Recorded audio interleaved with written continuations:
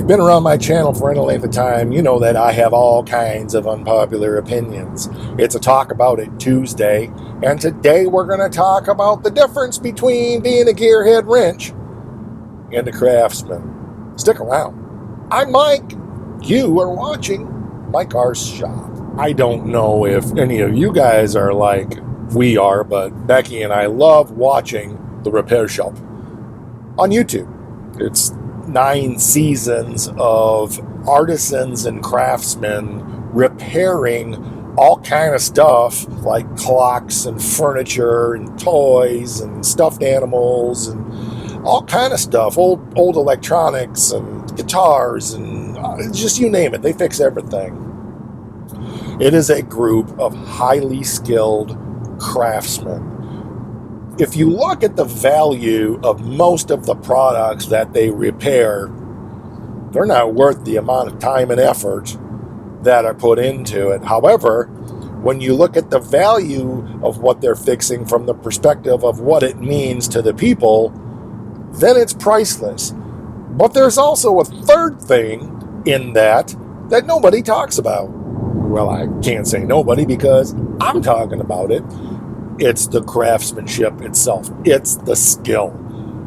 If you ever get a chance, watch The Repair Shop. It's a British show put out on BBC, but it's all on YouTube. It's absolutely brilliant. These are some of the top craftsmen in the world in their area of expertise. Skills like this, as far as I'm concerned, are dying. Finding people who are willing to put in the time and invest in themselves to take on projects that others have deemed beyond repair. Does that sound familiar? I haven't played my show intro in a long time, but trust me, it's like ragu. It's in there. But these are men and women who are just amazing at what they do, and I think it's something worth talking about, because especially on social media and what all the cool kids are doing, people that do things the way that you and I do get a lot of crap. Why in the world would you waste all that kind of time doing that when you could just buy that stuff? I know I'm beating a dead horse, but that's what this channel's about. I should call this Dead Horse Garage. But seriously, thinking differently every time you learn a new skill, there's a sense of satisfaction that comes with that, because it's not just about what you're doing now, but it's about what you can do in the future. You see, you're not only developing the muscles and the hands and that kind of skill, but you're also developing your brain. You're a problem solver. As I have been working on continually rebranding the channel, one of the things that was suggested to me is that I go by the handle of Rebel, the Relentless Rebuilder. Now, if you know my stage name in the band for 42 years and my nickname that actually came together in 1979, it's Rebel. Now, I haven't branded myself as Rebel here on the channel, but that Relentless Rebuilder, absolutely, and it applies to way more than just what I do here at MKS. It actually applies to what I do in almost every area of life.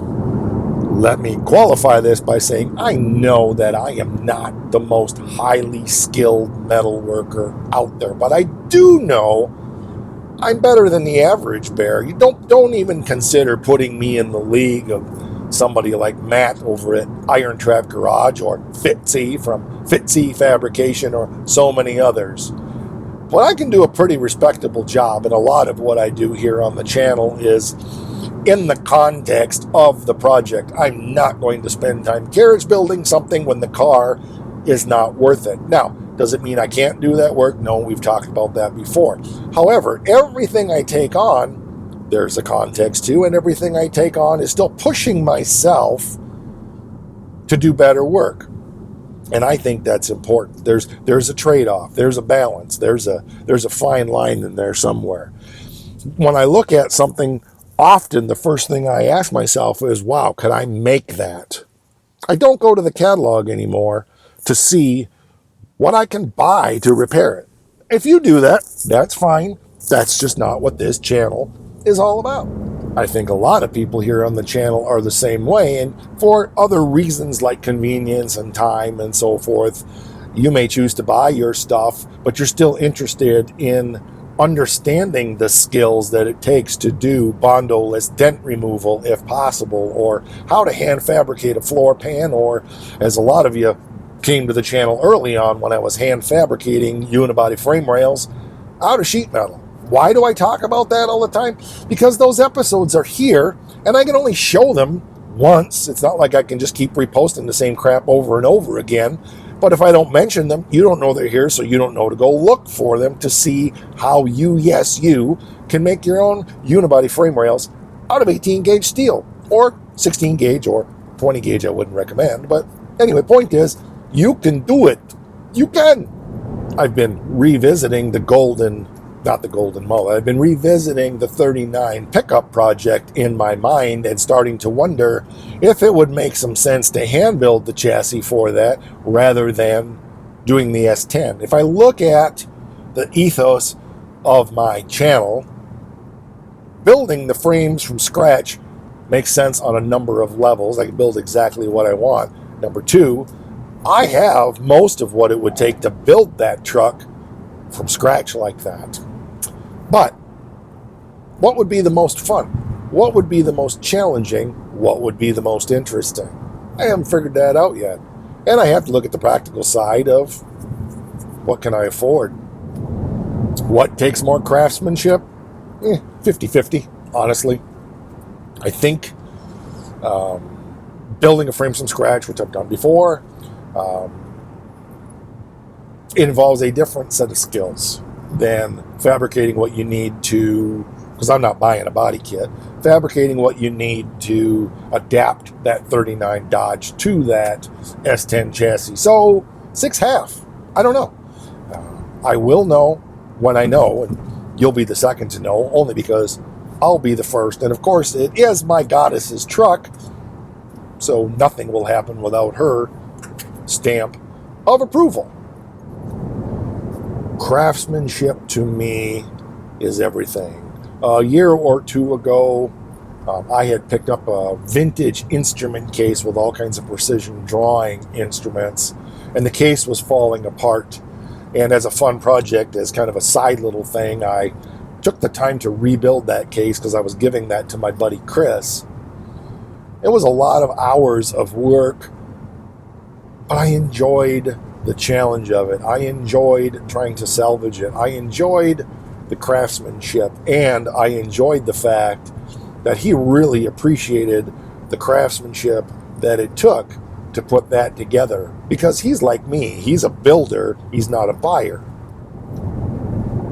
I definitely know that it's an unpopular opinion in many segments of the automotive community to make everything from scratch. I get it.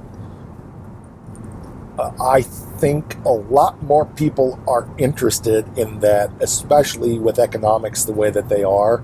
They just don't know that it can be done without huge amounts of tools and things like that, that it can be done with fairly simple tools and just developing skill.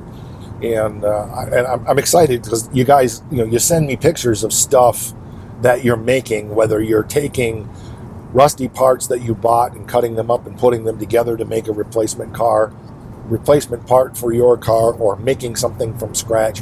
I love receiving those emails and those texts from you guys.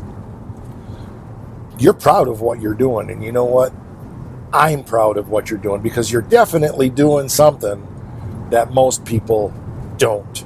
And that's the whole point here at MKS. So what's your thought?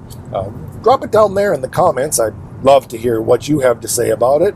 If you're on this channel, I'm pretty sure you get it. Now, some of you are here to just poke fun and laugh, and I get that. As long as you're respectful, go ahead, have fun. And it is all about having fun. It's one of our 3 key phrases here. Make it safe, make it done, and have fun. It's really what it's all about. And That's okay. But we do have merchandise down there in the comments. We have channel memberships for as little as $5 a month. You get access to behind-the-scene videos, special member content, special member posts, etc., etc. And that money comes to me, which is a great benefit to me because money's been tight and that every little piece, every little bit, it's the same philosophy as the channel to finance. One more thing. It is the most important thing here at MKS, and I don't want you to forget